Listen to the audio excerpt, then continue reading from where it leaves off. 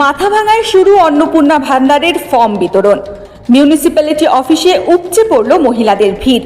প্রথম দিনেই প্রায় ৩০০ ফর্ম বিলি। ফর্ম ফিল আপ নিয়েও দেওয়া হয় বিশেষ সহযোগিতা। মাথাভাঙা শহরে শুরু অন্নপূর্ণা ভান্ডারের প্রকল্পের ফর্ম বিতরণ। আজ মিউনিসিপ্যালিটি অফিস থেকে মহিলাদের হাতে তুলে দেওয়া হয় আবেদনপত্র।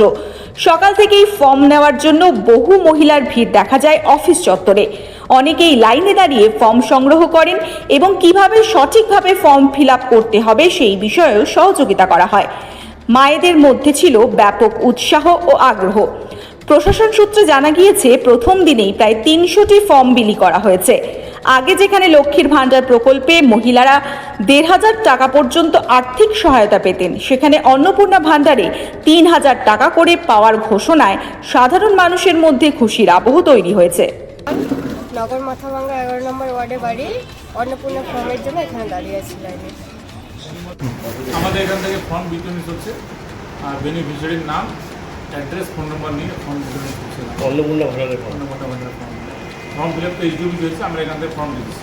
আজকে প্রথম দিন মোটামুটি কত ফর্ম দেওয়া হয়েছে? দ্বিতীয় দিন হলো, আজকে প্রায় ২৫৬টা ফর্ম দিলাম।